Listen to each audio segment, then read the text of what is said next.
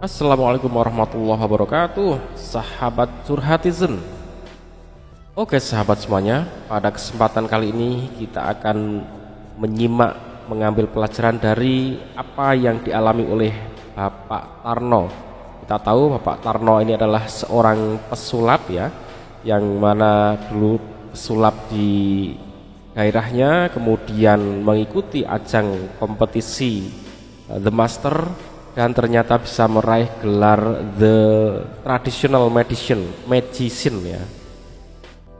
Kisah ini sangat menarik untuk kita ikuti, untuk kita pelajari. Karena apa? Karena kisah ini tidak hanya menimpa pada Pak Tarno. Pak Tarno ini hanya salah satu contoh, dan ini bisa terjadi sejak dulu kala, sekarang, dan yang akan datang. Jadi ini sesuatu kejadian yang everlasting istilahnya. Jadi selalu akan ada dari dulu, sekarang, dan yang akan datang. Maka penting sekali kita mengambil pelajaran dari kejadian yang seperti ini, dengan harapan kita bisa mensikapinya dengan lebih baik, teman-teman. Jadi kita bisa bersikap lebih baik, dan kebaikan pula yang akan ada di kita semua. Oke. Ini di VT-VT-nya itu ada beberapa selebriti ya, dan dai televisi ya, yang menyambangi baik rumahnya istri Pak Tarno maupun Pak Tarnonya sendiri yang sedang beraktivitas keseharian. Oke, seperti ini informasinya. Nah, habis lebaran kaget kan, punya istri dua, saya nggak tahu, tiba-tiba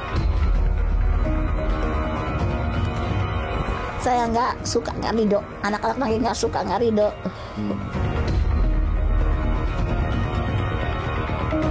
Saya masih cinta lah gitu, pengen pulang ke sini, pengen ngerawat si Mas ya, biarpun kemarin udah ngerawat setahun, setelah K1 K2 gitu, saya masih cinta. Iya.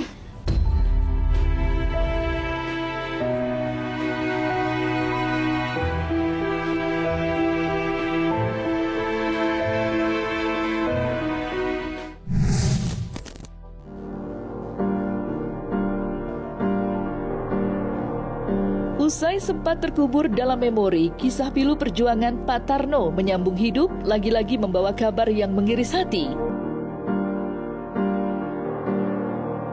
Usai sempat terkubur dalam memori, kisah pilu perjuangan Pak Tarno menyambung hidup, lagi-lagi membawa kabar yang mengiris hati.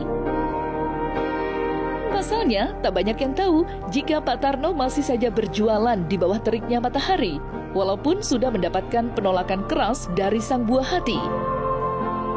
Sontak saja, kisah hidup Pak Tarno pun berhasil mengetuk hati jutaan masyarakat. Tak main-main, selebritis Ria Ricis bahkan sampai berkunjung ke lapak dagang milik Pak Tarno, serta memborong semua barang jualannya. Merasakan hal yang sama dengan Ria Ricis, Ustadz Fatullah pun terketuk untuk melakukan hal serupa.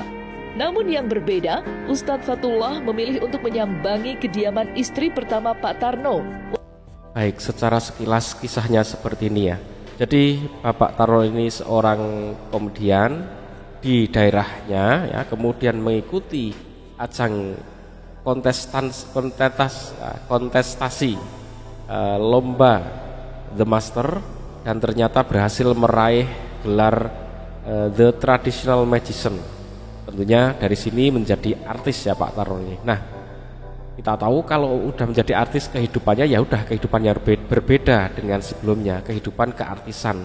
Dan ini pun memberikan sebuah tantangan baru. Kemudian sempat membangun rumahnya dan membangun keluarganya. Kemudian istrinya ini pun pergi umroh ya. Pergi umroh, dia kaget saat pulang suaminya sudah memiliki istri baru. Oke, setelah Pak Tarno menikah berarti kita bisa melihat dari beberapa sisi. Pertama sisi dari Pak Tarno, kedua dari istri pertama, ketiga dari istri barunya, dan anak-anaknya atau keluarganya. Oke, dari sisi Pak Tarno, dulunya dia di kampung mungkin dengan kesulitan ekonomi ya. Kita tahu orang kalau dalam kesulitan ekonomi itu kan mau apa-apa nggak bisa. Keinginan jelas, semua orang itu punya keinginan, bahkan banyak keinginannya. Akan tetapi punya kelebihan, yaitu tidak bisa menuruti keinginannya itu dengan mudah karena alatnya tidak ada, sehingga tidak bisa berbuat apa-apa. Nah, begitu menjadi artis, daya dukungnya itu ada, ketenaran ya, kalau ketampanan ya mungkin kalau agak make up ya jadi lebih tampan ya, kemudian materi atau ekonomi yang menjadi senjata yang sangat luar biasa untuk meraih keinginan-keinginannya. Nah, termasuk yang namanya alamiahnya, laki-laki itu kalau melihat ya sudah punya istri nih, melihat orang lain, perempuan lain, itu tetap lihatnya cantik, menarik. Nah, itu kalau nggak punya alat untuk menindaklanjutinya ya nggak akan maju kemana ke tahap selanjutnya. Tapi karena punya alatnya, daya dukungnya, bisa dimaju tindak lanjut sampai menikah lagi. Bahkan kalau dalam Islam bisa maksimal itu 4 ya. Oke, kita tidak akan membahas ke sana karena itu udah ranahnya hukum Islam. Tapi akhirnya dia menikah lagi. Kemudian dari sisi istri pertamanya, nah ini istri kedua ya. Istri pertamanya ini kalau saya lihat sebenarnya luar biasa ya. Tetap mau menemani, tetap masih mau merawat dalam kondisi yang sekarang stroke.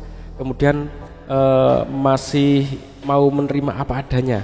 Bahkan kalau melihat suaminya ini disia-siakan, dia nggak rela gitu ya. Dia khawatir kalau sampai nggak terawat gitu ya.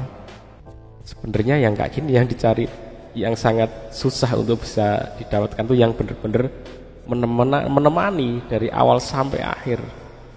Dan kadang jarang ya masih bisa menerima sendiri, kadang jarang gitu ya. Kemudian dari sisi istri yang keduanya jelas yang lebih muda, yang mungkin ya lebih cantik, menarik. Akhirnya ya dengan sikap-sikapnya yang dia miliki, kalau dari ceritanya itu silaturahim aja susah nih istri pertamanya, bahkan berbagi waktu aja susah. Nah itu udah lain lagi, memang ceritanya akan banyak lagi ya dalam keluarga itu. Kemudian dari sisi Pak Tarnonya lagi kembali, kalau dia mau pulang mungkin merasa malu, nggak enak karena sudah meninggalkan beberapa bulan, nggak ngasih nafkah katanya ya. Kemudian itu bisa jadi juga karena pengaruh istri keduanya yang terlalu dominan, mungkin ngatur, mungkin nggak boleh apapun lah ya. Jadi ya mungkin tampaknya jadi lebih rumit gitu ya, karena memang kehidupan dengan satu istri dengan istri ya jelas lebih rumit kalau lebih banyak ya, karena permasalahannya lebih banyak gitu ya. Oke, kita coba simpulkan ya. Jadi teman-teman, kita harus senantiasa bersyukur dengan kondisi yang Allah berikan saat ini ya, karena orang itu selalu akan diberikan hal terbaik. Allah itu akan memberikan sesuatu yang terbaik. Bahkan seperti ini pun sebuah perjalanan yang baik kalau bisa disikapi dengan baik ya. Jadi nggak ada ya orang yang paling menderita di dunia ini atau paling bahagia, karena dari sudut manapun, dari orang yang ekonomi rendah, menengah, atas, itu masing-masing memiliki tantangan hidupnya sendiri-sendiri. Masing-masing bisa mendapatkan kebahagiaan, bisa tertawa dalam keluarganya. Masing-masing pun bisa menangis karena menghadapi cobaan dalam hidupnya. Jadi memang semuanya itu sudah ada takarannya dan disertakan pula baik kebahagiaan maupun kesedihan dalam masing-masing level itu. Kadang menjalani hidup sulit itu lebih sukses daripada menjalani hidup dalam ekonomi yang berlimpah ya. Dalam kondisi sulit mungkin lebih mudah mempertahankan keluarga, mempertahankan hal-hal yang kecil dalam keluarga itu menjadi kebahagiaan, tapi dengan diberikan ketenaran, diberikan ekonomi, harta yang banyak, yang tadinya kebahagiaan yang bisa dinikmati dalam keluarga kecil itu kadang harus hilang. Karena apa? Ditinggalkan untuk meraih yang tadinya keinginan ya, tadinya bersifat keinginan diraih dan belum tentu itu sebuah kebahagiaan juga, karena kalau mensikapinya enggak benar justru akan menjadi kesusahan lagi ya. Itulah manusia. Jadi kalau mau mengikuti, menuruti keinginan sampai kapanpun enggak akan pernah habis di usia kapanpun juga nggak akan habis, karena itu namanya nafsu, keinginan. Jadi ibarat kata orang itu kalau lapar sepertinya nasi sebakul mau dihabiskan sendiri, padahal pada kenyataannya makan satu piring itu sudah kenyang. Lihat bakso 10 mangkok mau dihabiskan sendiri, keinginannya. Tapi begitu makan ternyata 1 mangkok nambah 2 mangkok sudah nggak kuat, sudah nggak enak, bahkan bisa keluar lagi. Itulah manusia. Mari kita bisa menjaga, ya, mengendalikan keinginan atau nafsu kita dan bisa bersyukur, karena dengan bersyukur nikmat itulah akan ditambah ya. Nikmat yang ditambah ya teman, bisa jadi Allah ngasih nikmat bertambah itu ya, bertambah pula nilai ekonominya, yang jelas bertambah pula rasa bahagianya, itu yang utama.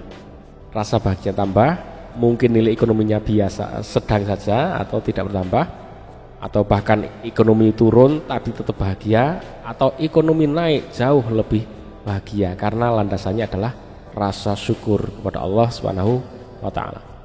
Oke, sahabat Curhatizen, semoga bermanfaat, semoga kita bisa memetik pelajaran dari kejadian-kejadian yang ada di sekitar kita untuk kebaikan kita, kehidupan kita sekarang dan yang akan datang. Jangan lupa like, share, and subscribe. Assalamualaikum warahmatullahi wabarakatuh.